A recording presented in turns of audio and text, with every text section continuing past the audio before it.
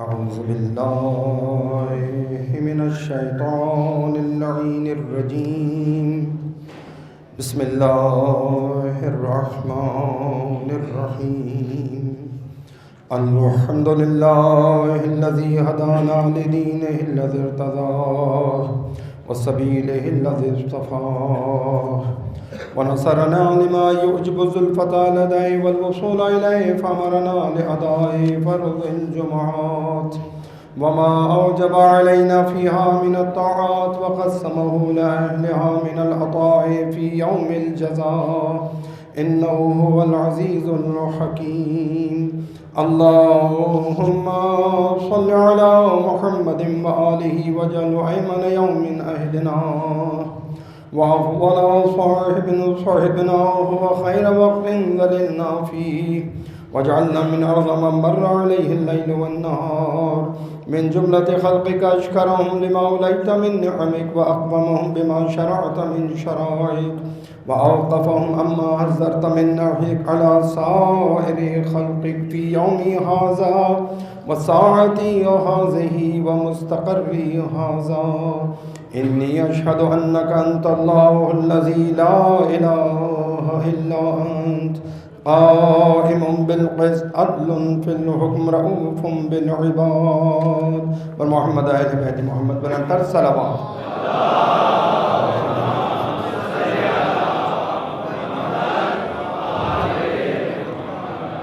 برائے صحت و سلامتی کے راشقان امامت ولایت محبان اہل بیت تمام علماء امامیہ تمام مراجع کرام و مقام معظم رہبری اجماعاً بآواز بلند صلوات.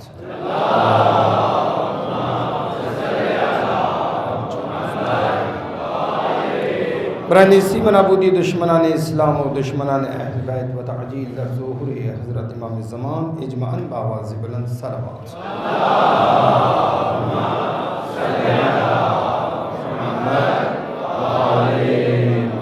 السلام علیکم ورحمۃ اللہ وبرکاتہ. خداوند متعالی انشاءاللہ ہماری ان قلیل عبادات کو اپنی بارگاہ میں قبول فرمانے میں حضرت معصومین علیہ السلام کے سچے پیروکاروں میں ان کی شفاعت پانے والوں میں قرار دے انشاءاللہ. بار دیگر بآواز بلند صلوات.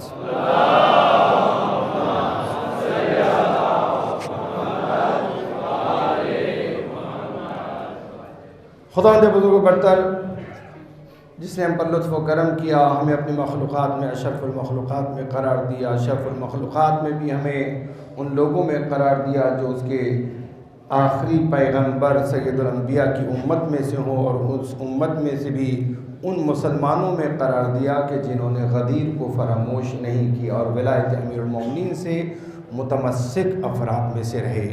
اور مزید لطف ہم پر یہ کہ اس پروردگار عالم نے ہمیں 1442 میں بھی اس در سے وابستہ اور متمسک قرار دیا، جبکہ طول تاریخ کے اور عصر حاضر کے فتنے چاروں طرف موجود ہیں گمراہ کرنے کے لیے.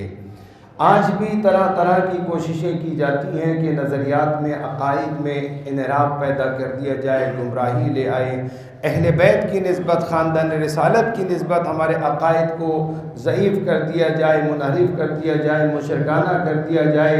مگر یہ لطف پروردگار کا کہ وہ اپنی کوششیں کرتے رہے، خدا ایسی ہستیاں ہمیں دیتا رہا کہ جو ہمارے عقائد کا تحفظ کرتی رہیں، جو ہمارے عقائد کی اصلاح کرتی رہیں. وہ صاحبان علم، وہ اس زمانے غیبت امام عصر میں بھی وہ صاحبان علم جو اس مکتب کے نمایاں اور اس مکتب کے نہایتی فعال شاگرد ہیں، انہوں نے ہمیشہ عقائد کے میدان ہو یا فلسفے کا میدان ہو، احکامات شریعت کا مسئلہ ہو یا کسی اور حوالے سے، سماجی، معاشرتی، انفرادی، اجتماعی، ہر حوالے سے ہر دور میں ہماری رہنمائی کی.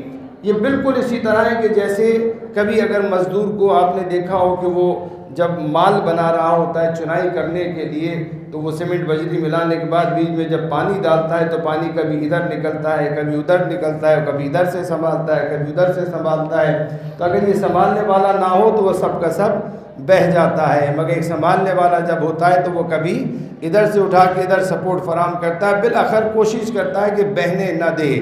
اسی طرح تاریخ میں علماء حق کا ہمیشہ جب عقائد و نظریات کے اندر، اخلاقیات کے اندر انحرافات پیدا ہوتے رہے، قوم کبھی ادھر کبھی ادھر جاتی رہی، وہ سنبھالتے رہے، کبھی ادھر سے سنبھالا کبھی ادھر سے سنبھالا، بالآخر بکھرنے نہیں دیا، ضائع ہونے نہیں دیا، یہاں تک کہ 1442 میں ہمیں پہنچا دیا۔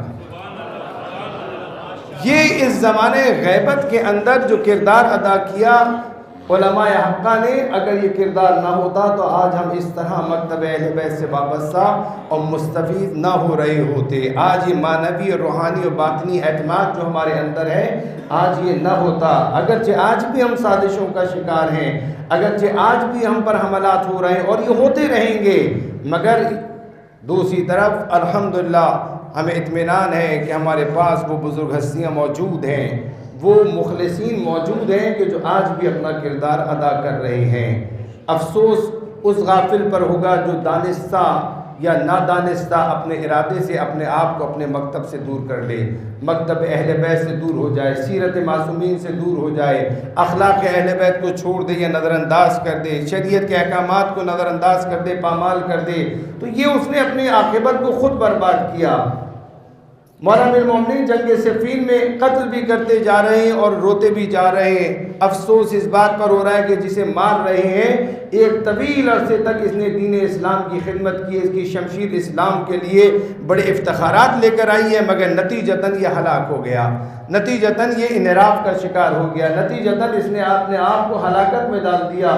سارے وہ افتخارات جو اس کے حصے میں آئے تھے وہ سب کے سب اس نے برباد کر دیے۔ اسی لیے کہا گیا کہ اپنی عاقبت بخیر ہونے کی دعا کرو کہ خدایا کچھ نہیں پتا کہ ابھی اچھا چل رہا ہوں، صحیح چل رہا ہوں، نہ جانے کب کس گھڑی شیطان مجھے جو ہے وہ ورغلا دے، گمراہ کر دے اور میں اپنے عاقبت کو خدا نخواستہ برباد نہ کر دوں، انجام کہیں برا نہ ہو جائے۔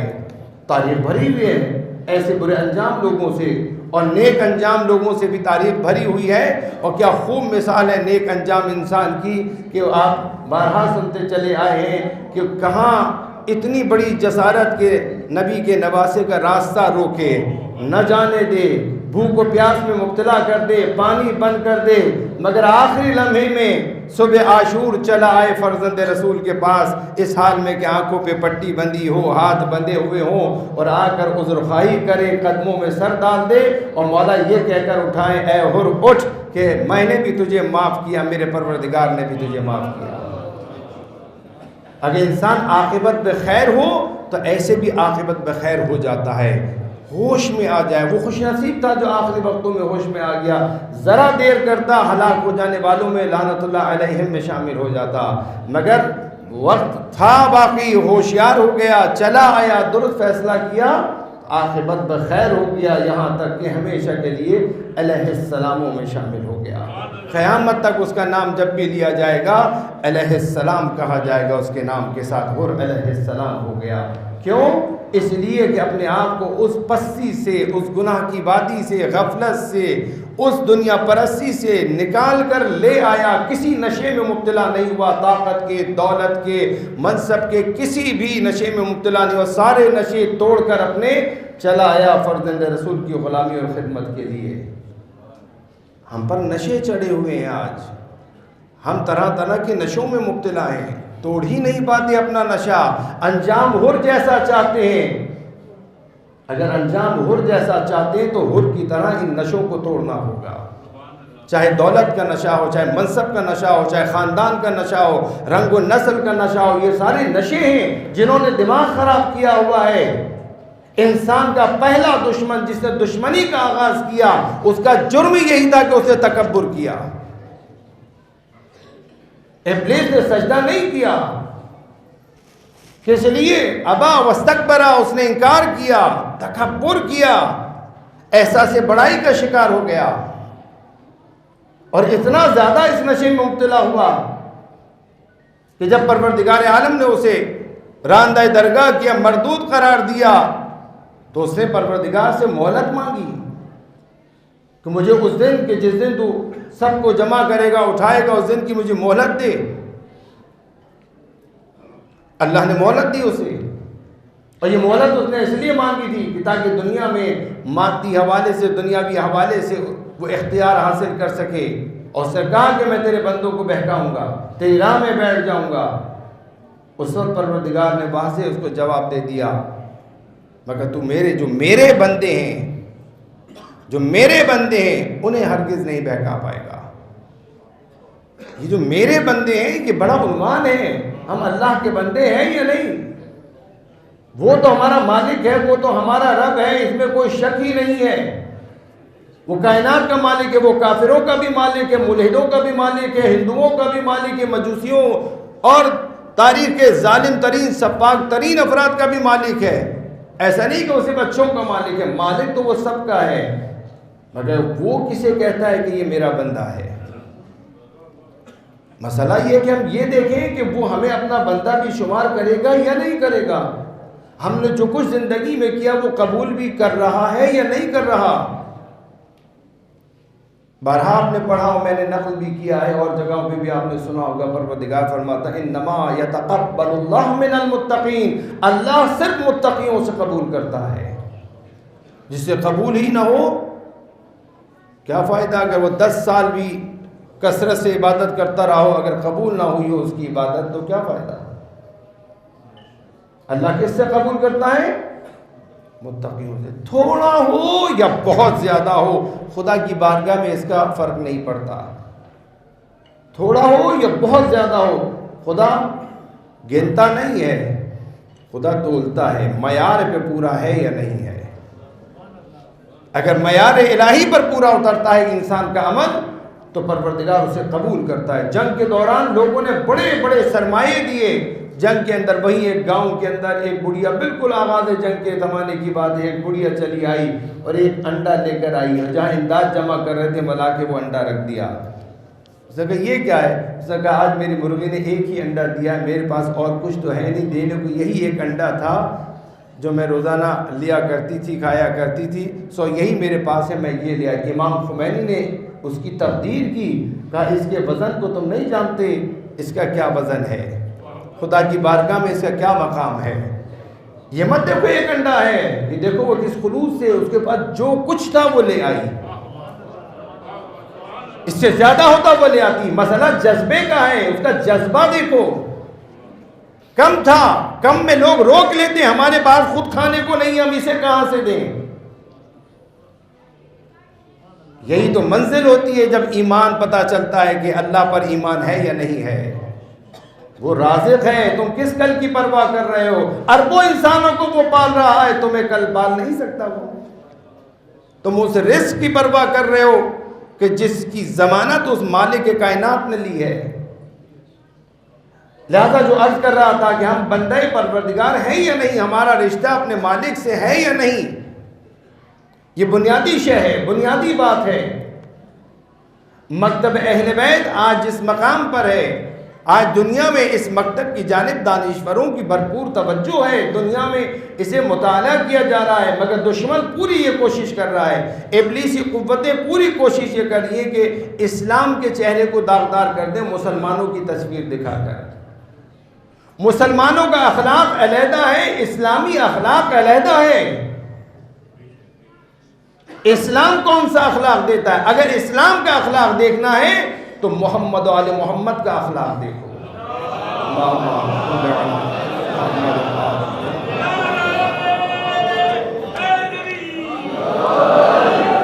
ہمارا اخلاق نہیں بتائے گا کہ اسلامی اخلاق کیا ہے، محمد آل محمد کا اخلاق بتائے گا کہ اسلام کا اخلاق کیا ہے۔ اسلام کی شناخت محمد آل محمد سے ہوگی۔ اسی لیے اللہ کے رسول نے فرمایا تھا انی تارک فیکم ثقلین کتاب اللہ و عطرتی، میں تمہارے درمیان دو گراں چیزیں چھوڑے جا رہا ہوں، ایک اللہ کی کتاب ہے کہ میری عطرت اہل بیت، جب تک ان دونوں سے متمسک رہو گے ما ان تمسکتم بہما لن تضلوا بعدی، ہرگز ہرگز گمراہ نہیں ہوگے۔ وَإِنَّهُمَا لَن يَفْتَرِقَا حَتَّى يَرِدَ عَلَيَّ الْحَوْضَ، اور یاد رکھو ہرگز یہ ایک دوسرے سے جدا نہیں ہوں گے، ان میں فرق نہیں پاؤ گے یہاں تک کہ حوض کوثر پہ آ کر ملے۔ اہل بیت ہیں جو اسلام کا صحیح و درست چہرہ پیش کرتے ہیں، اخلاق کے حوالے سے، سیاست کے حوالے سے، سماجیات کے حوالے سے، معاشرت کے حوالے سے، گھریلو زندگی ہو، اجتماعی زندگی، ہر حوالے سے جس پہلو سے آپ دیکھنا جائیں، اسلام کو اگر پہچاننا چاہتے ہیں تو محمد علی محمد کو دیکھنا ہوگا۔ ہم اسلام کے نمائندے نہیں ہیں، ہم تو خود اسلام کی جستجو میں ہیں، اپنے اخلاق میں اسلام ڈھونڈتے ہیں، اپنی سیاست میں اسلام ڈھونڈتے ہیں، اپنی ثقافت میں اسلام ڈھونڈتے ہیں۔ میرے گھر میں اسلامی ثقافت ہے یا نہیں، میرے اخلاق میں اسلامی اخلاق ہے یا نہیں، میں کسی اور کے اخلاق میں کیوں ڈھونڈوں، پہلے اپنے اخلاق میں ڈھونڈوں اسلام ہے یا نہیں، میری اپنی ثقافت میں اسلام ہے یا نہیں، میرے اقتصاد میں اسلام ہے یا نہیں۔ آج دنیا ہماری جانب دیکھ رہی ہے، آج پہلے سے کہیں زیادہ ہمیں متوجہ رہنا چاہیے، اس لیے کہ ہم ایکسپوز ہو چکے ہیں۔ 40 کے ذریعے دنیا نے ہمیں پہچانا ہے، یہ کس قسم کے لوگ ہیں، ہماری اسٹڈی کی جا رہی ہے۔ پہلے خاص لوگ ادارے کیا کرتے تھے، اب عام لوگ، اب نیٹ کا دور ہے، جدید وسائل موجود ہیں، سرچ کرتے ہیں، دیکھتے ہیں، جدید ٹیکنالوجی کو استعمال کرتے ہیں کہ یہ اہل بیت کے ماننے والے کس منزل پہ کھڑے کہاں ہیں۔ لہذا آج کے ان حساس دور کے اندر ہماری ذمہ داری ہے کہ ہم مکتب اہل بیت کے نمائندے بنے۔ دامن وقت کی گنجائش بالکل نہیں، میں یہ چند اشارے جو آپ کی خدمت میں کی، مجھے امید ہے کہ انشاءاللہ آپ بھرپور طریقے سے متوجہ ہوئے ہوں گے۔ یہ دور بڑا حساس دور ہے، ابھی جو حالات چل رہے ہیں اس دور اور ان حالات کے اندر ہماری حساس ذمہ داری بنتی ہے۔ ہمیں ہمیشہ یہ دیکھنا چاہیے کہ ہم اہل بیت کے مکتب سے اپنے آپ کو نسبت دیتے ہیں، کسی کے سامنے جب جائیں تو اپنی اس حیثیت کو ہرگز فراموش نہ کریں۔ اگر یہ حیثیت، یہ نسبت اگر ہمارے ذہن میں رہی تو شاید ہم اپنے اعمال و اخلاق کو کنٹرول کر سکیں، وَإِلَّا خدا نخواستہ ہم کسی اور کے اخلاق و بد اخلاقی کا شکار ہو جائیں گے اور تباہ و برباد ہو جائیں گے۔ خدا سے دعا کریں گے پروردگار میں تقویٰ و پرہیزگاری کو اپنا شیوا بنانے کی توفیق عطا فرمائے، ہر قسم کے حرام و گناہ سے خود کو محفوظ رکھنے کی توفیق عطا فرمائے، گزشتہ حیات کی جتنی بھی خطائیں ہیں گناہ ان سے درگزر فرمائے۔ بارِ لفظ بادشاہ محمد علی محمد کا محبان اہل بیت عاشقان امامت ولایت کی معنوی و روحانی پرورش فرما۔ بارِ اللہ میں مکتب اہل بیت سے اور سیرت معصومین سے زیادہ سے زیادہ استفادہ کرنے کی توفیق عطا فرما۔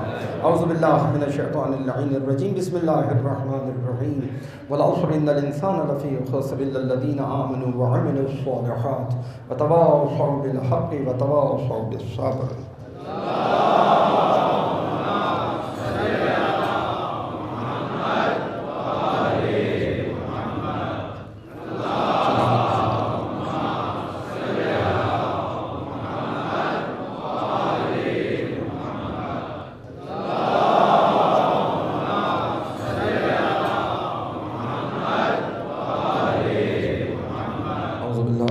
الشیطان اللعین الرجیم، بسم اللہ الرحمن الرحیم، الحمد للہ رب العالمین، اللہم لک الحمد بدیع السماوات والارض ذا الجلال والاکرام، رب الارباب والہ کل معلوم وخالق کل مخلوق ووارث کل شیء لیس کمثلہ شیء وہو بکل شیء محیط، انت اللہ لا الہ الا انت الاحد المتوحد الفرد المتفرد، وانت اللہ لا الہ الا انت الکریم المتکرم العظیم، والصلاة والسلام علی محمد النبی الرحمہ سید المرسلین، وعلی ابن ابی طالب سید الوفیین، وفاطمة الزہراء سیدۃ نساء العالمین، وحسن المجتبی حجت اللہ علی الخلق اجمعین، والحسین الشہید المظلوم وارث امیر المؤمنین، وعلی ابن الحسین زین العابدین، ومحمد ابن علی باقر علم الاولین والآخرین،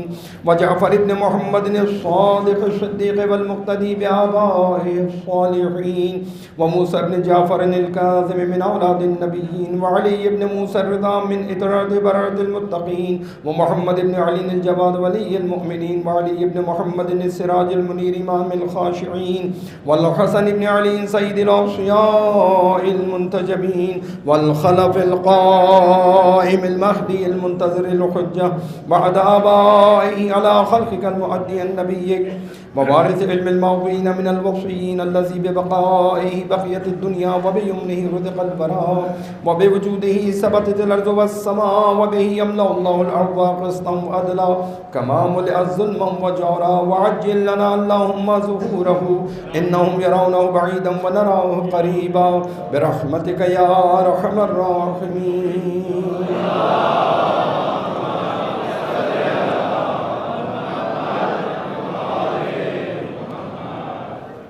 خدا متعال انشاءاللہ محبان اہل بیت عاشقان امامت ولایت کی جان و مال و عزت و آبرو کی حفاظت فرمائے، دشمنان اسلام دشمنان بشریت کو ذلیل و خوار و نیست و نابود فرمائے انشاءاللہ۔ ذہن محترم بہت مختصر یہ چند اشارے موجودہ حالات آپ کے سامنے ہیں اور آپ دیکھ رہے ہیں کہ ملک کی سطح پہ کیا صورتحال ہے، مکتب تشیع کے معاملات کس نہج پر چل رہے ہیں اور کیا ہو رہا ہے، کافی حد تک گزر چکا ہے، اس کی تفصیلات میں مجھے جانے کی ضرورت نہیں ہے۔ جو سانحہ مچھ ہوا، مچھ کا جو واقعہ ہوا یہ پہلا واقعہ نہیں ہے اور نہ ہی یہ آخری واقعہ ہے، قطعاً ایسا نہیں ہے کہ آئندہ ایسا کوئی واقعہ نہیں ہوگا، ہو سکتا ہے اس سے زیادہ بڑے اور اس سے زیادہ سنگین واقعات ہوں جس طرح کے آثار ہیں اور استعماری ارادے ہیں، اور جو روش اپنائی گئی ہے اس کے اندر، جس طرح داعش نے قبول کیا یہ نام آپ کے وطن عزیز میں مچھ کے علاقے میں، اور کوئلے کی کان میں کام کرنے والے کانکنوں کو اس طرح رات کی تاریکی میں جبکہ وہ محو خواب تھے انہیں ظالمانہ انداز میں، سفاکانہ انداز میں، بہیمانہ انداز میں ذبح کیا گیا۔ یہ کوئی نئی تاریخ نہیں ہے، یہ کوئی نیا سلسلہ نہیں ہے۔ آپ کیونکہ عراق میں نہیں تھے اس لیے آپ مانوس نہیں ہیں، آپ سیریا میں نہیں تھے اس لیے آپ مانوس نہیں ہیں، اور ماضی کی تاریخ میں اس زمانے میں آپ نہیں تھے تو آپ اس سے مانوس نہیں ہیں۔ داعش اب آہستہ آہستہ سب کو مانوس کر رہی ہے، بتا رہی کہ تاریخ کے وحشی و درندے کیسے تھے اور وہ کس طرح ظلم و ستم کیا کرتے تھے۔ یہ جو آج مہذب دنیا کہلاتی ہے یہ فریب ہے، یہ خود فریبی ہے کہ ہم مہذب بن گئے ہیں، دنیا میں تہذیب یافتہ۔ آپ دیکھ لیجیے آج مغرب کی صورتحال دیکھ لیجیے، امریکہ کی صورتحال دیکھ لیجیے، ابھی امریکہ کی تازہ حالات آپ کے سامنے، ان کی تفصیل میں زیادہ جانا نہیں چاہوں گا، صرف اشارہ کافی ہے، میڈیا آپ کو دکھا ہی رہا ہے، آپ دیکھ ہی رہے ہیں کہ وہاں پہ کس طرح پارلیمنٹ پہ اٹیک ہوا اور کیا کچھ ہوا، اور اس پورے ہنگامے میں کیا روش اپنائی گئی۔ میں بھی یہ موضوع نہیں، مثلا کیوں دامن وقت میں گنجائش نہیں اس کو تفصیل سے نہیں آپ کے سامنے عرض کر سکتا۔ تو آپ دیکھ رہے ہیں کہ یہ مہذب دنیا سن 2021 میں داخل ہو گئی ہے، اور آج بھی یہ مہذب دنیا ایسے لشکر تیار کرتی ہے کہ جو اس طرح سفاکی کے ساتھ عراق ہو، سیریا ہو یا دیگر مقامات یا اب پاکستان کے اندر بھی جس کا مظاہرہ کیا گیا، یہ سفاکیت، یہ بربریت آج کے دور میں، اس جدید دور کے اندر یہ کیا بتاتی ہے؟ کیا انسان ترقی کر گیا؟ انسان ترقی پا گیا؟ کیا معاشرہ، انسانی معاشرہ آگے بڑھ گیا؟ کیا انسانی معاشرہ مہذب معاشرہ بن گیا؟ نہیں، مادی وسائل۔ اہل خیرت کے حوالے سے کسی شاعر نے کہا تھا، اہل خیرت نے دن یہ دکھائے، گھٹ گئے انسان بڑھ گئے سائے۔ گھٹ گئے انسان سے مراد یعنی انسانیت گھٹ گئی، سائے سے مراد ہے انسان کی پروڈکٹ، انسان جو بنا رہا ہے، انسان جو بنا رہا ہے یہ چیزیں بڑھ گئی۔ جدید ترین وسائل، ہر قسم کے وسائل کے اندر جدت اور مزید اس کے اندر پیش رفت، ان چیزوں نے ترقی حاصل کر لی۔ وسائل نقل و حمل جدید ہو گئے، وسائل مواصلات جدید ہو گئے، اسی طرح رہن سہن کے جو وسائل ہیں وہ جدید ہو گئے، روزمرہ کے استعمال کی چیزیں جدید ہو گئیں۔ پہلے کبوتروں کے ذریعے پیغام جاتا تھا، آج ایک کلک کے ذریعے SMS کے ذریعے پیغام پہنچ جاتا ہے، ای میل ہو جاتی ہے، ہزاروں میل دور آپ کا میسیج چند سیکنڈ میں پہنچ جاتا ہے۔ پہلے انتظار کرنا پڑتا تھا، مہینوں کے سفر ہوتے تھے، آج مہینوں کے سفر چند ساعتوں کے اندر جو ہے تبدیل ہو گئے، وسائل جدید ہو گئے۔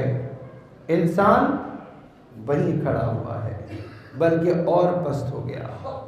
جتنا وسائل اس کے پیش رفت ہوئے، جتنی سہولیات اسے ملی، جتنی آسانیاں ملی، اتنا ہی اس کا اخلاق بگڑتا چلا گیا، اتنی ہی اس کی نیتیں خراب ہوتی چلی گئیں، اتنا ہی بے حس اور لا تعلق ہوتا چلا گیا، اتنا ہی سفاک ہوتا چلا گیا، اتنا ہی لٹیرانہ مزاج، کفرانہ مزاج، ناشکرانہ مزاج اس کے اندر بڑھتا چلا گیا۔ آج انسان وہیں کھڑا ہے. کیوں؟ اس لیے کہ انسان کی تربیت نہیں کی گئی، انسان پر کام نہیں کیا گیا، بلکہ انسان کو من حیث انسان جینے نہیں دیا گیا، اسے انسانیت سے دور کر دیا گیا ان مادہ پرست دنیا پرست قوتوں نے کہ جو پہلے بھی اسلام سے پہلے بھی انسانوں کو اپنے اغراض و مقاصد و خواہشات کی راہ میں استعمال کرتے تھے. آج بھی یہی صورتحال ہے. یہ صفاقی کا مظاہرہ جو ہوا ہے پاکستان کے اندر، آپ نے دیکھا اس کے اندر مظلوموں کے ساتھ اس سردی کے اندر جس طرح وہ بیٹھے ہوئے ہیں. جو افراد جانتے ہیں، ابھی کرنٹ نیوز اس وقت ہے، صاحب دو ٹوک الفاظ میں اس ملک کے پرائم منسٹر نے منع کر دیا ہے کہ وہ نہیں آئیں گے. آپ دفنا دیں، جب تک دفنائیں گے نہیں وہ نہیں آئیں گے. یہاں تک بڑھ کے بات سوشل میڈیا پہ نقل کی گئی ہے کہ انہوں نے کہا ہے کہ یہ بلیک میلر ہیں، یہ بلیک میل کر رہے ہیں ان کے ذریعے. ابھی تقریباً 12:30 کے قریب ہزارہ قوم کے وہاں پر جو ایک ڈیموکریٹک یا کمیونسٹ جو گروپ ایک بنا ہوا ہے، اس کا لیڈر عبدالخالق، اس نے اسٹیٹمنٹ دیا ہے کہ لوائقین تو جنازوں کو دفنانا چاہتے تھے، کچھ لوگوں نے ان کو دھرنے کا مشورہ دیا، انہیں دھرنے پر بٹھا دیا، اور اس طرح مذہبی شدت پسندی کو ہوا دی جا رہی ہے فلاں. یعنی اب دین کے خلاف مذہب کو لا کر یہ مادہ پرست قوتیں، یہ کمیونسٹ قوتیں اور دیگر ایسی قوتیں یہ دین کو میدان سے نکالنے کی، یہ ایک بڑا موضوع ہے جس میں انشاءاللہ آنے والے وقتوں میں عرض کروں گا. شاید جمعے کے بعد آپ کی خدمت میں کچھ عرض کروں.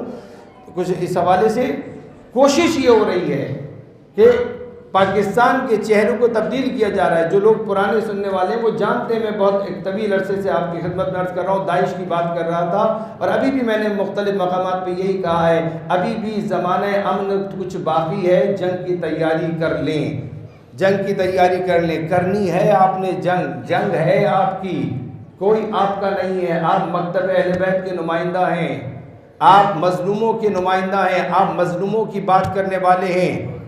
آنے والے وقت بڑا سخت وقت آنے والا ہے اس خطے کے اندر، اس وطن عزیز کے اندر، اس کی آپ کو تیاری کرنی ہوگی. اگر جن کے پاس بصیرت ہے، انشاءاللہ کہ پروردگار سب کی بصیرت میں اضافہ فرمائے.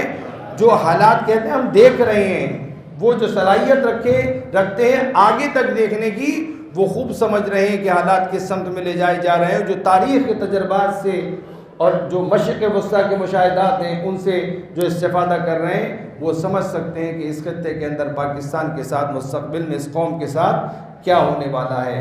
لہٰذا اس حساس دور کے اندر ہوشیار رہیے، باخبر رہیے.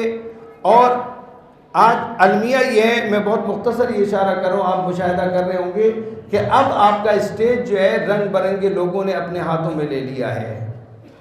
مسئلہ مظلومین کا تھا، بے گناہ مقتولین کا تھا. اب ہر ایک رنگ برنگا سیاستدان، ہر پارٹی کا ایک لیڈر نمائندہ ہمدردی کے نام پر، فاتحہ کے نام پر آتا ہے، اسٹیج پر آ کر اپنی منشا پوری کرتا ہے، اپنے سیاسی اہداف کی تکمیل کرتا ہے. اسے مظلومین سے کوئی واسطہ نہیں ہے. اس سے پہلے کراچی کے اندر کتنے مظلوم بے گناہ ڈاکٹرز، انجینئر، CSS آفیسر، دیگر مختلف اقشار، مختلف سطح کے لوگ شہید کیے گئے. ہم ان لوگوں کو جو آج بیانات دے رہے ہیں جانتے ہیں کہ ان میں سے کوئی نہیں آیا اور کسی نے کوئی کردار اس وقت ادا نہیں کیا. آج یہ سب کے سب پھر سے کیونکہ حزب اختلاف کے اندر ہیں، آ کر یہ ہمارا اسٹیج استعمال کر رہے ہیں. افسوس ان ناعاقبت اندیش منتظمین پر کہ جنہوں نے ان کو اسٹیج فراہم کیا، ویلکم کیا. ہمدردی کرنی تھی، جاتے سیدھے لوائقین کے پاس ہمدردی کرتے اور چلے جاتے. اسٹیج اور مائک انہیں دینے کی ضرورت نہیں تھی کہ جس سے آ کر یہ ہمارے چہرے کو داغدار کرے اور ہمارے اس مظلوم اسٹیج کو آہستہ آہستہ ظالمانہ رنگ دے دے. میں اس کی تفصیل میں نہیں جاتا. جو روش اپنائی گئی ہے وہ روش بھی درست نہیں. دھرنے کراچی میں دیے جا رہے ہیں. یہ آخری بات اس حوالے سے اشارہ کر دوں کہ آج بھی ایک سلسلے کا آغاز کیا گیا ہے. شارع فیصل پہ باقاعدہ جو ہے کچھ مظاہرین نے اٹیک کیا ہے، بائکیں جلائی ہیں اور اس کے بعد نوجوانوں پہ پتھراؤ کیا ہے. جواباً انہوں نے بھی اپنا دفاع کیا. اس میں 2 خواتین ہماری مظاہرین زخمی بھی ہوئی ہیں. یہ اس سلسلے کا فتنہ پروروں نے آغاز کیا ہے. اس کا سبب یہ ہے کہ روش میں کوتاہی ہے. میں یہ بات کئی جگہوں پر کہہ چکا ہوں کہ اس پہ نظر ثانی کریں. لوگ پریشان ہیں، لوگوں کو پریشان نہ کریں. یہ مکتب اہل بیت کا چہرہ روش و اخلاق نہیں ہے کہ آپ مظلوم بے گناہ لوگوں کو جو خود پریشان ہیں انہیں آپ پریشان کریں. کہ اگر ان کے دل میں بھی ہمدردی ہے تو وہ دل سے بھی ان کی ہمدردی نکل جائے. اگر وہ ظاہراً کچھ نہیں کر پا رہے ہیں مگر دل میں اگر ان کی حمایت مورل سپورٹ آپ کے ساتھ ہے تو وہ سپورٹ بھی باقی نہ رہے اور آپ کا چہرہ کوئی ظالمانہ چہرہ بن جائے. جہاں جہاں دھرنے ہیں وہاں پر توجہ دیں، اخلاق اہل بیت کا مظاہرہ کریں جسے بارہا آپ کی خدمت میں نقل کیا جاتا رہا ہے. کہ مولا سید سجاد کا مشہور واقعہ آپ سنتے رہے ہیں کہ آپ کے پاس بھوکا پیاسا شخص آیا، آپ نے اس کی پیاس بجھائی، اس کی بھوک مٹائی، اسے بستر دیا آرام کے لیے. اٹھا تو اسے آپ نے کہا کہ سواری فراہم کرو، زیادہ راہ دو. خود بولا اے علی ابن الحسین شاید آپ نے مجھے پہچانا نہیں. مولا نے کہا خدا کی قسم میں تجھے پہچانتا ہوں، تو میرے بھائی علی اکبر کا قاتل ہے.